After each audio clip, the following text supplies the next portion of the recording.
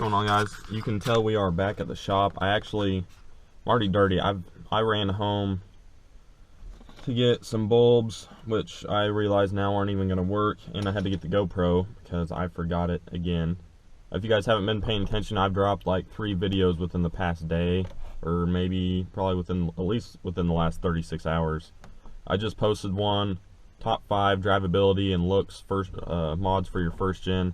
That should be a good one. Always drop your guys' comments in there and let me know what your top 5 are. I'm very curious, because whenever I'm doing it, I don't really think of them on the spot, but sometimes I forget stuff that I probably should have put in there, or that's also a really good upgrade.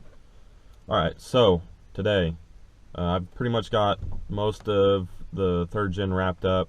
I had to go get coolant and a little plug thing, and then we just got to finish exhaust, and I got to scrub it, and it's for sale. I'm really trying to hurry because I was going to trade it, but now I'm just going to try and sell it, because I have found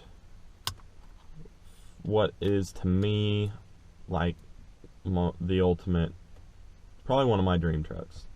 So I'm really trying to get the 3rd gen sold so I can buy this truck. I'm going to let you guys in on it, I guess. Hopefully it stays for sale. If somebody buys it, then so be it. But this is a truck that is pretty unique. It is a 2nd gen. It's a 95, so it is a P-pump, 12 valve, automatic, 47 RH, 92,000 original miles. It's the same 2-tone as the 1st gen. I've got a picture here. It's 4-wheel drive. I mean, you name it, it's pretty freaking sweet. But same paint scheme as the 1st gen. Here's this is all the description is. 12 valve, automatic. And it really is all stock. He sent me some pictures and interior. The interior is red, so that's the main difference. But yeah, needless to say, I want this truck. That would be awesome. And plus, 92,000 original miles. That's unbelievable. But you could only imagine how fun that truck could be very easily. So we're going to really try and get this red truck sold so we can have a twin 1st and 2nd gen for maybe a couple days until we decide on something. But if I do get a hold of this truck, the 1st gen might be going away, or one of them's going to have to go. I can only have one truck. So we'll decide on that if that happens. I say if, because it could either get bought, he could flake and decide not to sell it. Like last night, he wanted to trade me bad. Like, he wanted to trade the 3rd gen, he wanted to meet this Saturday. And he messaged me this morning and said he changed his mind. So you never know, people change their mind really fast. So that's why I'm trying my hardest to get this 3rd gen done so we can get it sold. And I'm going to sell it for a pretty good price, so if you guys are in the market for one, this should be a good one. But hopefully I can get this thing sold so we can maybe buy a pretty awesome truck. I'd be stoked because the frames are better, and I'm want to put down some power. P-pump, obviously, 47 RH. The color, I've never seen another 2nd gen that color. people are like, well, you should paint it because two-tone doesn't look good on second. I would keep it because, I mean, it's cool. You don't see anymore. I'm not going to say that it's my favorite, but it looks a lot better on the first gen than a second gen, but I think it's awesome. I would probably, I mean, leave it alone on the outside for a little while and try and put some power down. Transmission, I would do it right this time. We'd obviously do all the preventative stuff, so fast, head studs, valve springs, titanium keepers, push rods, transmission, and then we'd start throwing in big fuel stuff, big air stuff, and probably drop the rear and try and make this thing do some badass four-wheel drive boosted launches. And you're like, Gavin, why would you ruin a 92,000 mile original second gen? Because stock's no fun, and that's what we do. So we're gonna try and get on this. Like I said, we got some small stuff to button up on the third gen. Then I'm gonna pull it out, hopefully take it for a test drive and get the code reader, because it is throwing a check engine light code and an airbag code, and I don't know what all they're for. I've checked the codes before, and 95% of them were the delete codes. So they were all talking about they were all emissions codes and stuff like that. So maybe the tune on it is not the correct tune, or maybe they didn't put the tune to make the dash not light up like a Christmas tree for whenever you delete them. So it's running fine, but I would like to know why the lights are coming on, because whenever I go look at a truck and it has a check engine light on, that's a big red flag. And obviously I don't want to sell that to somebody else with the check engine light on. So I'm going to figure out what it is and at least write it down and take pictures of it, so if it is something to do with the tune, I have proof and they can call their tuner, get it fixed, no big deal. So we're gonna get on in the shop. So let's get the heck out of here.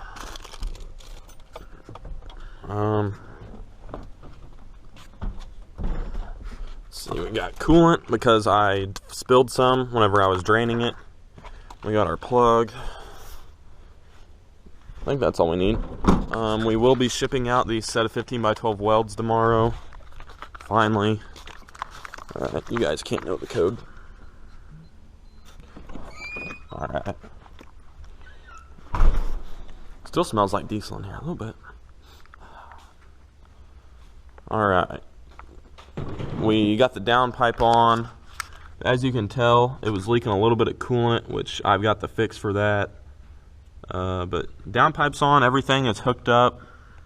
We got the valve cover back on and wiped down really good, because I don't know where the oil leak was coming from on the back, but hopefully I've got that kind of fixed, because I hate oil leaks.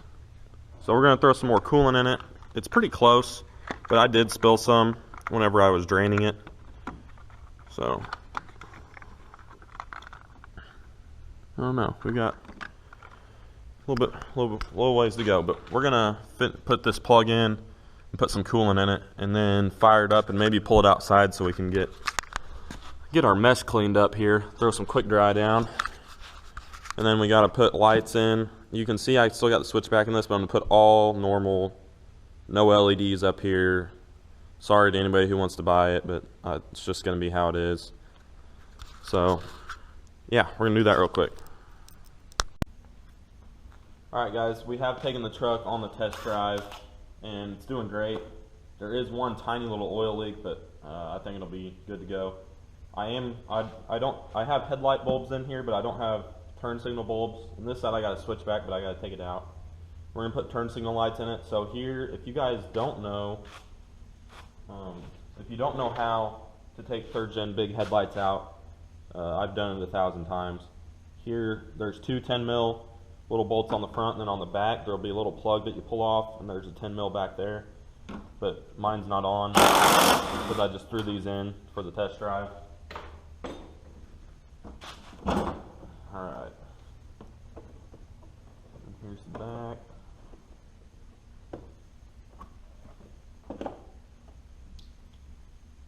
Here's our switchback. Better get this out.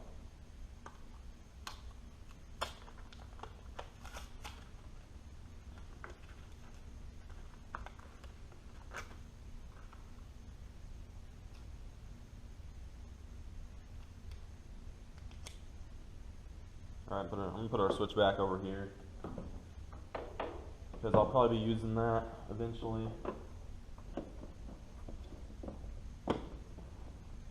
Alright, so we should be good to go now. Whenever you put it back in, you gotta line everything up. There's like one pin that goes in the body panel, and then an actual pin that snaps in. Then there's two up here that line it up as well.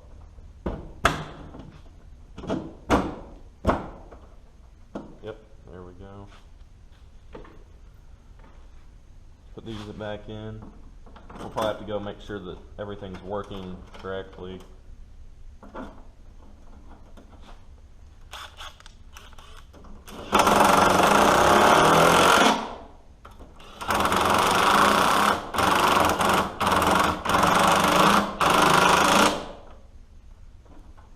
Yep, looks good. I'm going to go turn the headlights on and turn the blinker on.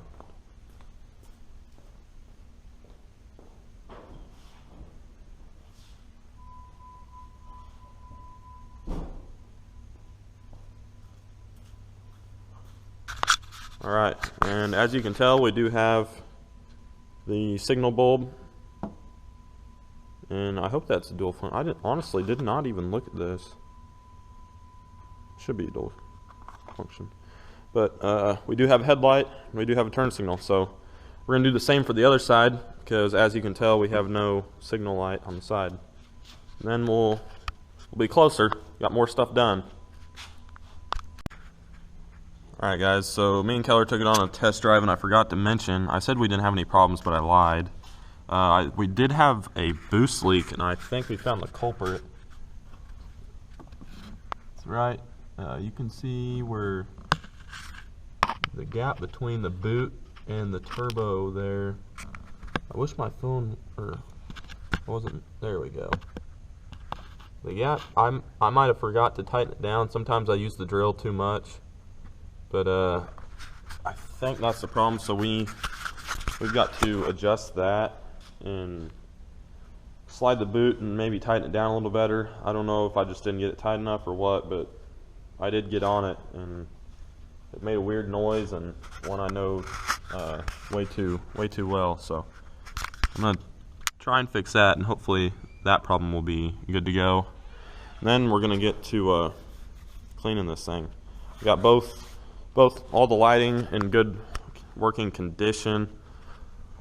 Whenever I sell it, I've got this roll pan laying here in the back, and I just have yet to put it on. I might just sell it like this, and they can put it on if they want, or they can maybe sell the roll pan and buy a different if they want a normal bumper. So maybe just give somebody more of an option. We'll see.